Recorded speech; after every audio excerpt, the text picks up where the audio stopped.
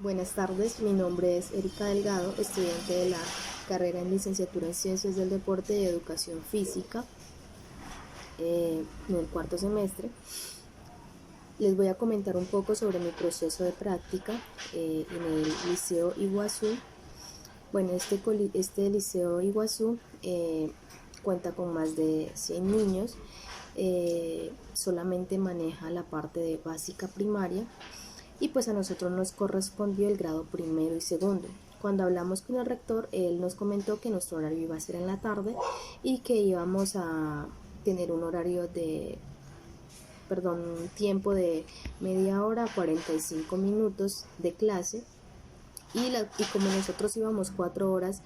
en la tarde, entonces el resto pues teníamos que ayudarle a la maestra, colaborarle pues en lo que ella necesitaba. Cuando nosotros llegamos al colegio, lo primero que realizamos fue un diagnóstico que nos ayudó bastante pues, a conocer ese contexto familiar, ese contexto, ese entorno social, el contexto escolar, qué gustos tenían, qué conocimientos tenían. Entonces fue algo que nos ayudó bastante para de esa manera saber qué necesitaban los niños, en qué les podíamos aportar y cuáles eran como esas dificultades y esas capacidades y habilidades que ellos presentaban. Nosotros cuando ayudábamos a la maestra, pues antes de dar la clase, pues para mí me sirvió mucho porque aparte de eso pues pude observar qué dificultades tenían en ciertas áreas. Por lo menos en este caso tenía mucha dificultad en español y en matemáticas, perdón. Entonces eso nos ayudó a nosotras para generar estrategias donde pudiéramos trabajar con ellos a través de la educación física, a través de juegos, a través de nuestra clase, esas materias y poderles ayudar a fortalecer esos conocimientos que ellos tenían. Entonces el proceso fue bastante complicado en un principio por la maestra, por el colegio como tal, porque bueno, nosotros teníamos nuestra clase de educación física y siempre le solicitábamos a los niños que fueran pues con una ropa adecuada, pero lamentablemente los padres siempre los mandaban con ropa que no era para hacer educación física. Aparte de eso también la maestra pues tomaba nuestra clase como el recreo, o sea, primero hacen esto y luego salen al recreo y siempre les hacía esa advertencia de que si no hacían el trabajo como lo debían hacer, entonces automáticamente no salían a la clase, entonces no había como ese respeto a nuestra clase como tal. Eso fue al principio, ya luego en el proceso, en el transcurso de los días, pues ella se fue dando cuenta que realmente no era el recreo, que era una clase donde ellos aprendían y aparte de eso le ayudamos a fortalecer los conocimientos de otras áreas. Cuando nosotros realizamos ese diagnóstico nos dimos cuenta que tenían muchos problemas con la coordinación oculomanual y con la coordinación oculopedal. Todavía tenían dificultades de lateralidad también y aparte de eso pues también tenían dificultades de expresión corporal algunos niños porque les daba mucha pena como que relacionarse con otro, decir algunas palabras. Entonces nuestro objetivo era trabajar esos aspectos en ellos haciendo transversalidad con las otras materias, que en este caso pues nos enfatizamos en la materia de matemáticas, en la materia de español, donde realizamos actividades que pues les ayudaron a fortalecer. Entonces hacíamos un circuito, hacíamos un juego, hacíamos un cuento motor, donde siempre a la final tenían que resolver alguna operación matemáticas o formar alguna palabra o hacer algún tipo de movimiento, de baile o de hacer como un animalito. Entonces de esas maneras íbamos ayudando, aparte de eso, fortaleciendo esas habilidades, esas capacidades físicas que tenían los niños y aparte de eso aportando a ese conocimiento previo que tenían de otras materias y ayudándoles a reforzar eso. nosotros implementamos como evaluación la observación, saber si el niño estaba participando o no estaba participando. Aparte de eso, también la retroalimentación. Siempre tratábamos de terminar nuestra clase y sentarnos con ellos y preguntarles cómo se habían sentido, qué sintieron que habían aprendido. Entonces fue como más basada esa evaluación en la observación y en la retroalimentación con los niños. Y eso fue como en parte de la evaluación.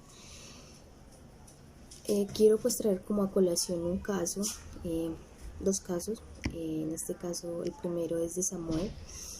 Fue un niño que cuando nosotros entramos pues a la clase con la maestra, estaba viendo una clase de matemáticas y pues le preguntamos a la maestra porque el niño pues estaba haciendo todas las operaciones matemáticas mal o confundía los signos mal. Entonces le preguntamos a la maestra qué pasaba con el niño y ella nos dijo, no, ese niño realmente se le dificulta aprender matemáticas, el niño está mal, pues ya lo hemos intentado de diferentes maneras y el niño no aprende. Entonces nosotros nos dimos cuenta con Pilar, pues en el proceso de las clases que estuvimos con ella, que las clases eran muy monótonas, por no decirlo así, aburridas, como que planas y ya está, pero no estaba como de esa manera lúdica, donde los niños aprenden de manera más fácil. Entonces nosotros pues decidimos hacer transversalidad con matemáticas y pues nos decidimos como enfatizar un poquito en Samuel en ese aspecto, ¿cierto? Nos dimos cuenta, hicimos una clase, era un circuito donde tenían que pasarlo, las maestras decían una operación matemáticas y el niño automáticamente adelante tenía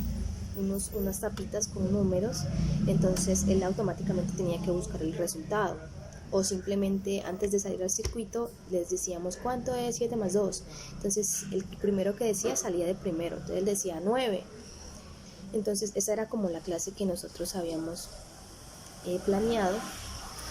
para irle ayudando a Samuel a fortalecer.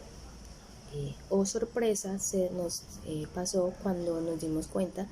que nosotros decíamos la operación matemáticas y automáticamente Samuel sabía la respuesta sin necesidad de contar los deditos, porque los demás contaban con los dedos para poder llegar al resultado. En cambio Samuel automáticamente decía la respuesta y la decía de manera correcta. Entonces la maestra también se sorprendió al darse cuenta de eso, de que pues a pesar de que ella decía que Samuel no sabía, que Samuel estaba mal en matemáticas, nos dimos cuenta que no era el problema, no era Samuel, el problema era la maestra como tal, su manera no lúdica de dar las clases, su manera tan, no quiero que suene feo, pero un poco aburrida al momento de dar su clase. Entonces ella también se sorprendió y ella pues no lo creía porque habían operaciones que decíamos 8 más 7 y él automáticamente decía 15 y la maestra se sorprendía por eso y nosotros también porque pues a nosotros nos habían dicho eso y luego pues nos dimos cuenta que realmente no era así, que el niño realmente sí sabía, simplemente que él en esa clase de matemáticas él realmente no hacía el intento por resolver o lo resolvía mal simplemente porque estaba aburrido y porque pues no le gustaba como la clase. Entonces ese es uno de los casos. El segundo caso fue con Jean Paul. Bueno, con ese niño pues el tema era un poquito complicado porque bueno, el niño era el que se aburría y se salía de la clase o simplemente no quería participar. Entonces tratamos de generar ideas o estrategias donde pudiéramos pues traer al niño así que sea partícipe de nuestra clase como tal. Entonces pues lo hicimos como hacer partícipe, aunque a veces decía no quiero participar, entonces nosotros le decíamos bueno, pero entonces ayúdale a tu compañero a resolver este problema o ayúdame a organizar los niños o ayúdame en esto y realmente el niño eso sí lo hacía y de cierta otra manera lo hacíamos ir participando en la clase, pero entonces le gustaba como esa parte de ser líder, entonces nosotros tratábamos Jean Paul, necesitamos esto, ayúdanos a tener el abecedario, ayúdale a Sofía a buscar la letra y él automáticamente corría a ayudarle, entonces pues eso nos ayudaba a que él hiciera partícipe de esa clase. Entonces esos son como los dos casos, pues cada niño es diferente y había muchas cosas de cada uno que pues uno aprendía, que nos enseñaban y que nosotros también tratábamos de trabajar, pero pues estos son los dos casos que, que realmente quería traer pues como a colación. Aparte de eso, también pues a través de nuestra clase hicimos entender a la maestra que nuestra clase no era solo el recreo o que solamente era salir a jugar y que los niños no aprendían nada. Ella se dio cuenta y cambió como ese concepto de decir salgan al recreo, no, empezó a darle ese respeto a nuestra clase, a la clase que tiene la educación física y a saber y a entender que a través del juego, a través de la clase nuestra, aportamos a otras materias. Entonces ella se dio cuenta que no era solamente jugar y ya está, no, porque ellos aprendían y la maestra tuvo varias oportunidades en las que se dio cuenta que realmente el niño estaba aprendiendo a través de nuestra clase. Entonces, pues eso fue muy gratificante para nosotros el poder cambiarle como ese concepto que ella tenía de la educación física y pues también le comentamos que había maneras más lúdicas para que el niño aprendiera y pues no se sintiera como tan aburrido en la clase.